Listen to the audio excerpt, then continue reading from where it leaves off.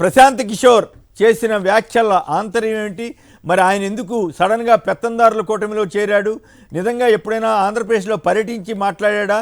మరి ఆయన గత 2-3 ఏళ్లుగా చెబుతున్నటువంటి అంచనాలు, ఆయన ఎక్కడో బీహార్లో ఇవన్నీ వదిలేసి రాజకీయాలకు దూరంగా ఉన్న ప్రశాంత్ కిషోర్, సర్వేలకు దూరంగా ఉన్న ప్రశాంత్ కిషోర్ ఇప్పుడు ఎందుకు సడన్గా ఇట్లాంటి వ్యాఖ్యలు చేసి అనవసరంగా వివాదాలు ఎదుర్కొంటున్నాడు? కేవలం చంద్రబాబు కోసమే పనిచేస్తూ మొదలుపెట్టాడా?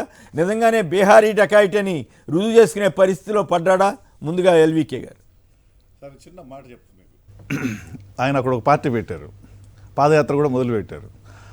తన సొంత రాష్ట్రం, తను పుట్టిన రాష్ట్రం, తన సొంత రాష్ట్రంలో ఉండే ప్రజల పల్సునే పట్టుకోలేని వైఫల్యం చెందినటువంటి ఒక వ్యక్తి. ఇప్పుడు ఆయన గతం గురించి ఒకటే, కొన్నిసార్లు ఆయన చెప్పినటువంటివి లేదా ఆయన చేసిన సర్వేలు నిజం అయ్యుండొచ్చు కాక నిజం అయినాయి కూడా, కానీ అదే సందర్భంలో కొన్ని ఫెయిల్ అయినాయి. మొన్నటికి మన తాజాగా తెలంగాణదే ఫెయిల్ అయింది. అనేక మంది ఇక్కడ ఉన్న వాళ్ళు తెలంగాణలో ఇలా జరగబోతోంది అని చాలా మంది ఇప్పుడు ఆ క్లిప్పింగ్ కూడా వేయండి దయచేసి. చాలా మంది తెలంగాణలో ప్రశాంత్ కిషోర్ గారు మరి ఎలా చెప్పారో అర్థంగానే చాలా మందికి అర్థమైనటువంటి పరిస్థితి. అట్లా ఇది లేటెస్ట్, ఇది పాతదని కాదు. అట్లా మీరు చెప్పినట్టు ఛత్తీస్గఢ్ కానీ హిమాచల్ ప్రదేశ్ కానీ జరిగినటువంటి పరిస్థితి. ఉత్తరప్రదేశ్లో అటుపోయి ఇటు వచ్చేసినాడు ఆయన. మధ్యలో నేను చేయడం లేదని చేతులు ఎత్తేసాను. పోనీ ఇప్పుడు ఏమైనా నేను మళ్ళీ సర్వే చేస్తున్నాను అని చెప్పారా? సర్వే చేశారా? ఎక్కడో ఏసీలో కూర్చోనో లేకపోతే ఇంకో చోట కూర్చోనో మాట్లాడేటువంటి చాలామంది వ్యక్తులు ఈయన కూడా ఒకరు అని చేరిపోయినప్పుడు. ఎందుకంటే ఫీల్డ్లోకి వచ్చి క్షేత్రస్థాయిలో ఏం జరుగుతుందో అనే పరిస్థితి పరిశీలన చేసిన సార్ ఏముంది సార్, ఇప్పుడు చాలా మందిని మేనేజ్ చేసేటటువంటి సత్తా శక్తి చంద్రబాబు నాయుడు గారికి ఉంది అనే విషయం చిన్న పిల్లలు అడిగి చెప్తారు. ఈ కెన్ మేనేజ్ థింగ్స్. అందుకని ఆయనే చెప్పుకుంటాడు నేను సీఈఓని అని.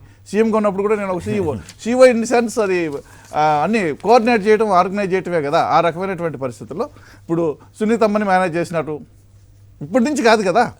ఎందుకంటే ఆ కుటుంబానికి సంబంధించి ఆమె పోరాడచ్చు, మా పోరాటం గురించి పక్కన పెడదాం, కానీ ఎవరిని కలుస్తున్నారు, ఎందుకు కలుస్తున్నారు, ఎక్కడ మాట్లాడుతున్నారు అనే అంశాలన్నీ బయటకు వస్తున్నాయి. అట్లా మేనేజ్ చేయడంలో ప్రశాంత్ కిషోర్ ఏమన్నా ఉద్దండ పిండం కాదు కదా. ఏదో సినిమాలో చెప్తుంటారు, 1 సున్నా ఇంకో సున్నకైనా పడిపోతారు కదా అని.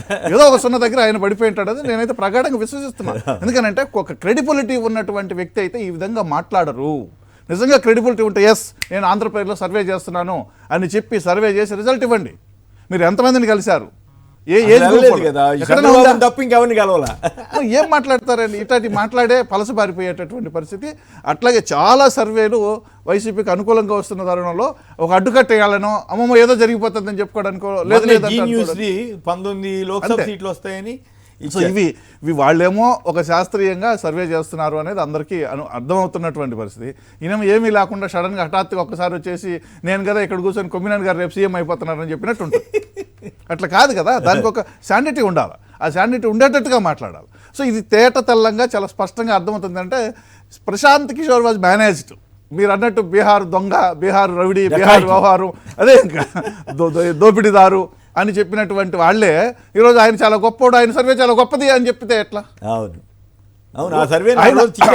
ఆయన అదే ఇదే డకాయిటీనా లేకపోతే గొప్పోడని ఆ రోజు చెప్పినట్టే ఆయన సర్వే.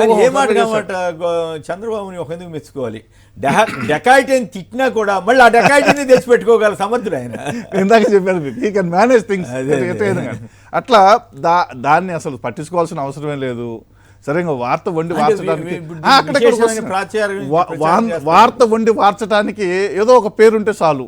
అది ప్రశాంత్ కిషోర్ కావచ్చు, ఎల్వీకే కావచ్చు, కొబ్బినేని కావచ్చు, ఇంకొకళ్ళు కావచ్చు, ఇంకొకళ్ళు ఏదో ఓ పేరు పెట్టి వండాలనుకున్న తర్వాత ఏముంది, ఎన్ని వంటకాలైనా వండుకోవచ్చు. వాస్తవ పరిస్థితి ఏంటనేది రేపు జనానికి అర్థమవుతుంది. జనానికి తెలుసు, జనం చూస్తున్నారు. మీరు అన్న ఇందాక ఒక మాట చెప్పారు, ఇది జన్మభూమి కమిటీలని.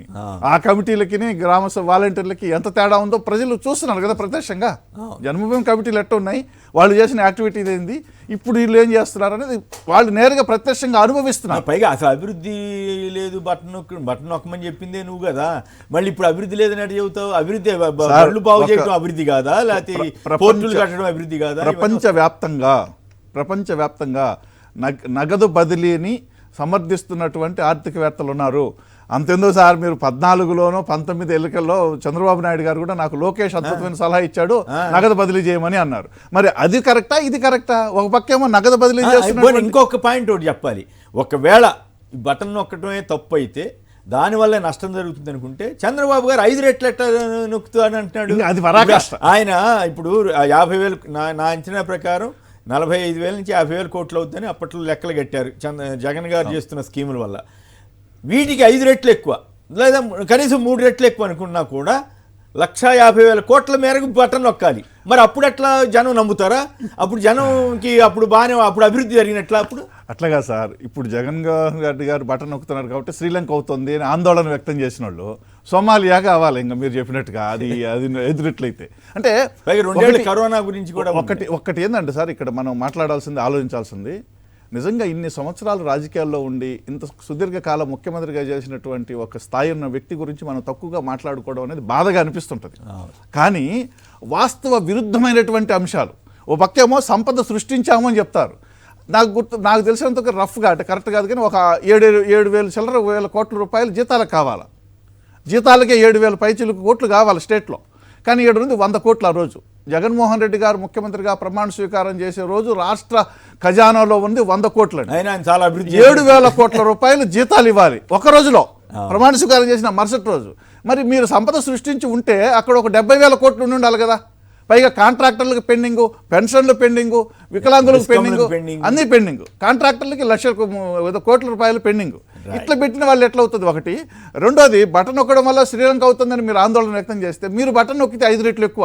అది సోమాలియానా ఇంకేమవుతుంది అనేది మీకు ఆలోచన రాదా? జనం కూడా ఆలోచించరా? జనం అమాయకులేం కాదు కదా. మరి ప్రశాంత్ కిషోర్ ఎట్లా ఆ పాయింట్ కూడా చెప్పాలి కదా. ఒకవేళ నువ్వు వ్యతిరేకమైతే నువ్వు ఎందుకు సిఫారసు చేసావు, నువ్వు వాటిల్లో నువ్వు కూడా భాగస్వామి అయ్యి ఉంటావు కదా, ఎంతో కొంత ఎందుకు సిఫారసు చేసావు? ఒకవేళ అదే తప్పు అయితే జగన్ గారు చేసిన తప్పు అయితే చంద్రబాబు గారు అంతకంటే పెద్ద తప్పు చేస్తున్నాడని చెప్పాలి కదా. చెప్పలేదు కాబట్టే ప్రశాంత్ కిషోర్ నిజంగానే ఏదైనా అమ్ముడుపోయాడా అనే అనుమానం వస్తుంది. అది 2 చెప్తే పోనీ అది మారాడేమోలే అనుకోవచ్చు కదా. అట్లాగా సార్. ఒకటి బటన్ నొక్కడానికి అవకాశం లేదు. ఎందుకనంటే 99 ఎన్నికల్లో ఏం చెప్పారు మీరు? 1999 ఎన్నికల్లో ఏం చెప్పారు? వెలుగు అన్నారు, దీపం అన్నారు, చేయూత అన్నారు, సైకిల్ అన్నారు, సిలిండర్ అన్నారు. అధికారంలోకి వచ్చిన మరుసటి రోజు వాటి అన్నిటికీ మంగళం పాడారు, అయిపోయింది. 2009 కాదు 2014లో ఎన్నికలకు ముందు వచ్చేటప్పుడు మీరు ఏం చెప్పారు? రుణమాఫీ చేయమన్నారు. మీరు ఇందాక చెప్పినటువంటి పత్రిక అయితే ఆయన మాత్రమే రుణమాఫీ చేయగలరని బ్యానర్ రాశారు. ఈనాడులో ఆయన మాత్రమే చేయగలరు అంటే ఇంకొకరు చేయలేరు అని, ఇంకెవరు చేయలేరు అని. మరి ఆయన చేయనప్పుడు ఎప్పుడైనా ఈయన చేయలేదు అని కానీ వాళ్ళు మేనిఫెస్టోలో ఇలా పెట్టి ఇలా చేశారు. రైతులు ఆశపోతులని చంద్రబాబు గారు ఈనాడు వాళ్ళు రాశారు. అప్పుడు ఇంకా దానికి తిరిగే ఉండదు. ఈయన ఏం చెప్తారు? వాళ్ళు రాస్తారు లేదా వాళ్ళు రాసిన తర్వాత మాట్లాడతారు.